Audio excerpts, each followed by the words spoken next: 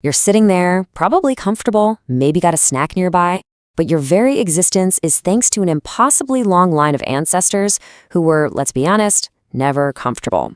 They were way too busy just trying not to die before the sun went down. So today, we're going to rewind the clock and see just how lucky you are to even be here at all. Okay, so let's start with your dad. Simple enough, right? And then his dad. Yep, we're still in pretty familiar territory here. But let's keep hitting rewind. Whoosh, we're flying past powdered wigs, past chainmail, all the way back to ancestors squatting in the dirt, maybe chewing on beetles. And here's the crazy part. Every single link in that chain, every single person had to survive childhood for you to exist. Because, think about it. If just one of them tripped at the wrong time, caught some random infection, or, got eaten by something with big, sharp teeth, poof, you wouldn't be here. Your entire existence is basically a violent, improbable coincidence. So to really drive home just how ridiculously safe your life is, we're going to count down the 5 absolute deadliest times in human history to be a kid. Think of it as your ancestral gauntlet. All right, kicking things off at number 5, we're talking the Ice Age, specifically the last glacial maximum, around 20,000 years ago. Forget cozy. The Earth was a frozen, brutal wasteland, and just finding food, that was a full-time job where if you failed, you died. Your chores might feel like a total drag, but an Ice Age kid's to-do list, a little more intense. Forget take out the trash. How about, don't freeze to death today? And after that, go help the grown-ups hunt a woolly mammoth that's literally the size of a school bus. The daily reality was just grim. Home was probably a damp cave you shared with like 40 of your relatives. And antibiotics? Nope. A simple scraped knee could get infected and boom, that's it, game over. All right, let's move on to number 4. And believe it or not, things are about to get even worse.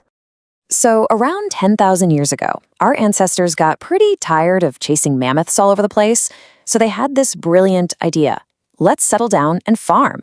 And this, right here, was the exact moment humanity accidentally made life so much harder for its own kids. You see, settling down in one place meant diseases could just rip through a village like wildfire. And our diets, they actually got worse. We're talking less protein, major vitamin deficiencies, anemia, and teeth that would literally just rot right out of your skull. Oh, and if one drought came along and your crops failed, the whole village just starved. Okay, on to number 3. And for this one, we're shifting gears a bit. We're moving away from the dangers of nature and into the cruelty of humanity itself. Welcome to the 13th century and the Mongol invasions. Let me paint you a picture.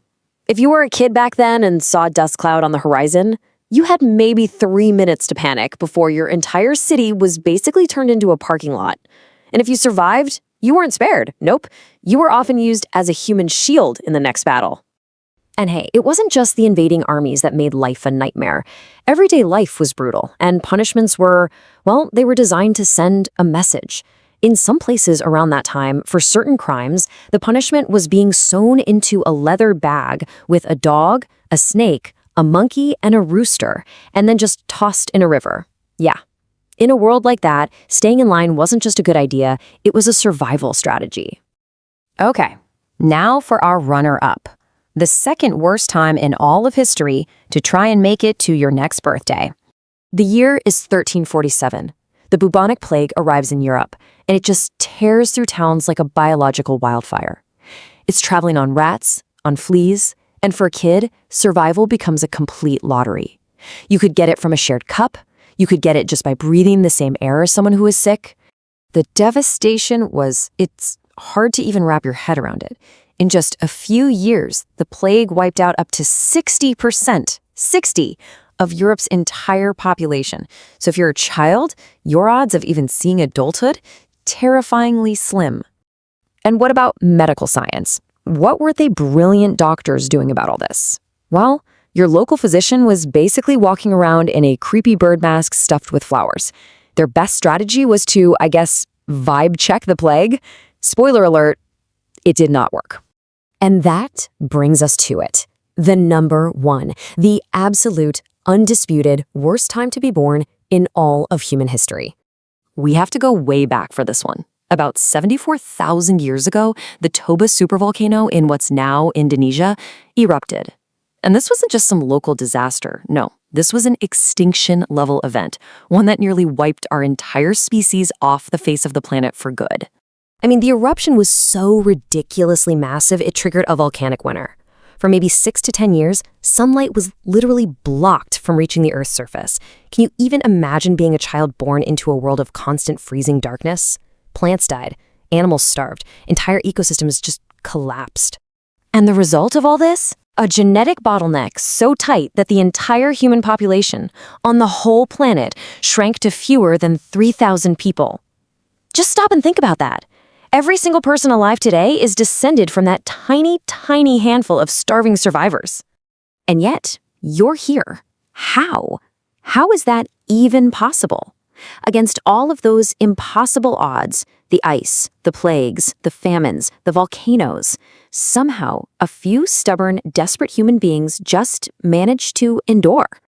And they did it, so that thousands of generations later, you could eventually be here. You exist because they refused to give up when the entire world was telling them to. So seriously, the next time you're complaining about having a bad day, just remember, you are the miracle your ancestors fought mammoths for.